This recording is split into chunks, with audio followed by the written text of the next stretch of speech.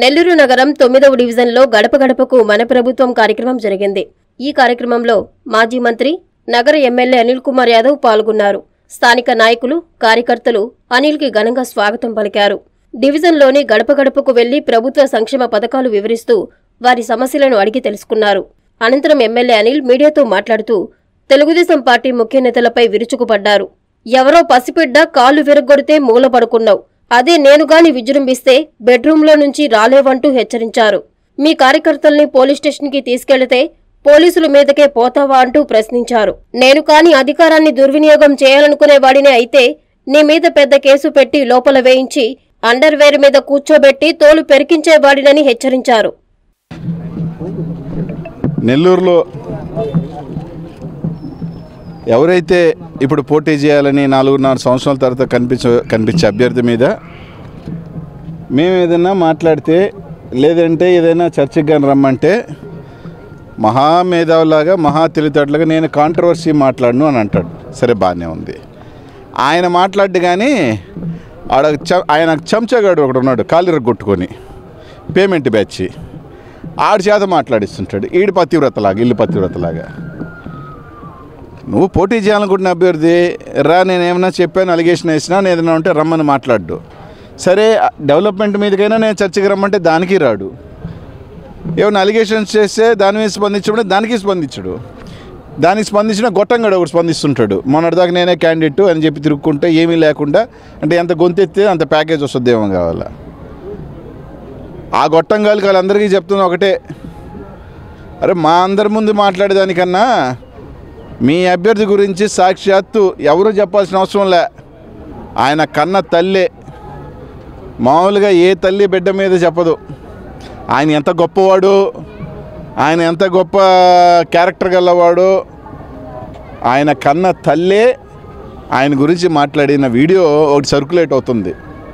సరే, ఇంకా ఆ తల్లికి కూడా ఇంకా ఎక్కువ మాట్లాడితే ఆమె కూడా పిచ్చుంది, ఆమె కూడా మెంటల్ ఉంది, ఆమె కూడా సైకియాట్రిక్ ప్రాబ్లము, ఆమె ఏదో మాట్లాడిందని చెప్తారు.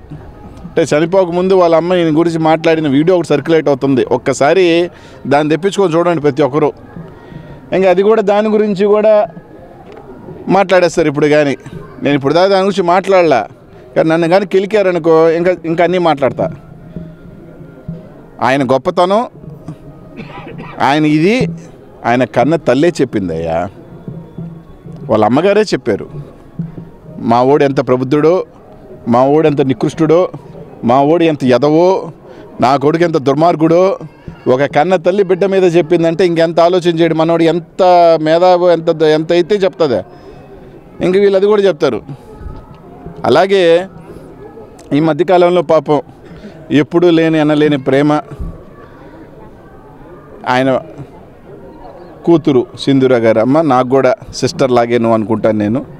కానీ తల్లి, నువ్వు కానీ మీ అమ్మగారు కానీ మీరు ఈరోజు తిరిగి మీ నాయన గురించో లేదా మీ భర్త గురించి ప్రచారం చేసే బదులు ఒక్కటి అడుగుతున్నా, మీ మాట మీ మనస్సాక్షి మీద గుండెల మీద చేసుకొని, నాకు తెలిసి గత 4 సంవత్సరాలలో నారాయణ మెడికల్ కాలేజ్లో 9 ఆడబిడ్డలు నీకన్నా ఒక 5 సంవత్సరాలు 4 సంవత్సరాలు తక్కువైన ఆత్మహత్య చేసుకొని చనిపోయినారు.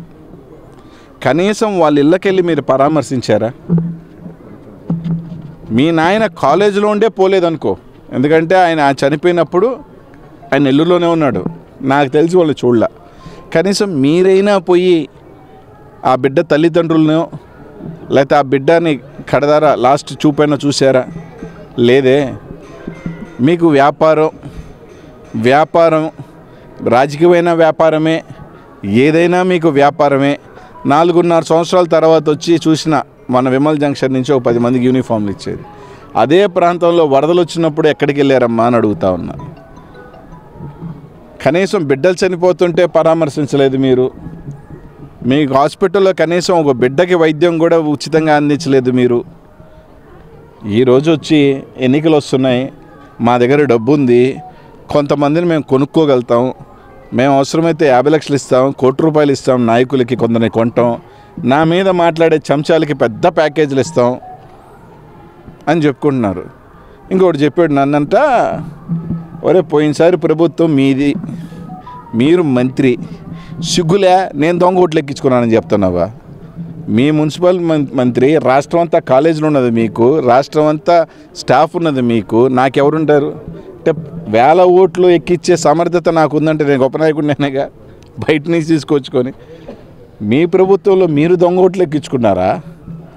ఏముందు మాట్లాడతారా? అందుకే చెప్పేది, మీ బాబుగాడి మతి లేదు, బుర్రలే పోయింది, గీడ మీకు బుర్ర పోయింది. ఏంది 6 నెలల్లోనా? 6 ఇంకో జన్మలెత్తినా ఇంకా తెలుగుదేశం పార్టీ ఈ రాష్ట్రంలో వచ్చే పనే లేదు. రాష్ట్రం అంతా స్టాఫ్ ఉన్నది మీకు, నాకెవరుంటారు అంటే వేల ఓట్లు ఎక్కించే సమర్థత నాకు ఉందంటే నేను గొప్ప నాయకుడినేగా బయట నుంచి తీసుకొచ్చుకొని. మీ ప్రభుత్వంలో మీరు దొంగ ఓట్లు ఎక్కించుకున్నారా? ఏముందు మాట్లాడతారా? అందుకే చెప్పేది, మీ బాబుగాడి మతి లేదు, బుర్రలే పోయింది, గీడ మీకు బుర్ర పోయింది. ఏంది 6 నెలల్లోనా? 6 ఇంకో జన్మలెత్తినా ఇంకా తెలుగుదేశం పార్టీ ఈ రాష్ట్రంలో వచ్చే పనే లేదు. నీ బతుక్కి నీ కాళ్ళు ఇరగొడితేనే ఎవడో దారిని వేడు, నీకు దిక్కు లేదు కొంతమందికి. ఏడా మీరు మా గురించి మాట్లాడతారా?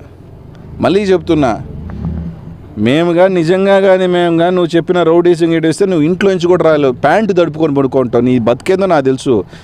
ఆ నెల్లూరు చూశారా నీ బతుకుని? ఒక పసిబిడ్డ కాళ్ళెర కొట్టేస్తే మూల పడుకున్నావు. నేను కాళ్ళెర కొట్టాల్సిన అవసరం లేదు, పసిబిడ్డ కాళ్ళెర కొడితేనే నువ్వు మూల పడుకున్నాడువి. నేను కానీ విజృంభిస్తే నువ్వు ఏడుంటావు? ఇంకా బెడ్రూమ్లోంచి కూడా రావు నీ బతుక్కి. నిన్న చూస్తే పోలీసుల మీదకి దౌర్జన్యానికి పోతారు. పోలీసులు అరెస్ట్ చేశారు ఎవరో ఒకరిని, దానికి సంబంధించి విచారణ చేసి పంపిస్తారంటే మేము వాళ్ళని అరెస్ట్ చేస్తే రచ్చలా పోలీసుల మీదకి పోతారా? మేము నిజంగా అధికారాన్ని కానీ దుర్వినియోగం చేయాలంటే నీ మీద నా సార్ ఒక పెద్ద కేసు పెట్టి లోపలేసి నా సావరంగా అండర్వేర్ మీద కూర్చోబెట్టి తోలు పెరుకుండొచ్చు. చేయలేమనుకున్నాం ఆ పని. నిజంగా మేము అధికారాన్ని దుర్వినియోగం చేయాలనుకుంటే మా కల్చర్ అది కాదు, మా క్యారెక్టర్ అది కాదు, కాబట్టి మేము ఆ పని చేయలేదు. ప్రజలందరికీ కూడా నిదానంగా అన్నీ తెలుస్తాయి, మన చరిత్రలు ఏందో తెలుస్తాయి, మన క్యారెక్టర్లు ఏందో అన్నీ తెలుస్తాయి. అందరికి కూడా ప్రజలకు నిదానంగానే తెలుస్తాయి, ఏం ఇబ్బంది పడాల్సిన అవసరం లేదు. కార్యకర్తలని అసలు దిక్కు లేకుండా ప్రజల టీచర్ని నమ్ముకున్నాడు ఆయన, వాళ్ళని నమ్ముకొని ఎన్నికలు చేసే వ్యక్తి అక్కడ. క్యాడర్ని, కార్యకర్తల్ని, ప్రజల్ని జగన్మోహన్ నమ్ముకొని ఎన్నికలు చేసే వ్యక్తి ఇక్కడ అని చెప్పి తెలియజేస్తారు.